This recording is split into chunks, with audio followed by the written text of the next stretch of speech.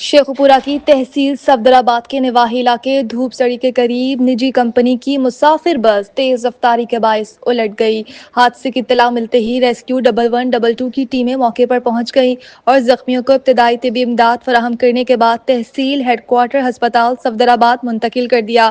واقعے کی اطلاع ملنے پر ہی ڈی ایس پی صفدرآباد میاں لیاقت علی نے بھی موقع پر پہنچ کر جائے حادثہ کا معائنہ کیا اور امدادی کارروائیوں کی نگرانی کی۔ انہوں نے پولیس اہلکاروں کو ٹریفک کی روانی بحال رکھنے اور زخمیوں کی ہر ممکن طبی امداد فراہم کرنے کی بھی ہدایت دی۔ پولیس حکام کے مطابق ابتدائی طور پر حادثے کی وجہ تیز رفتاری اور ڈرائیور کی غفلت بتائی جا رہی ہے، تاہم تحقیقات کا عمل جاری ہے۔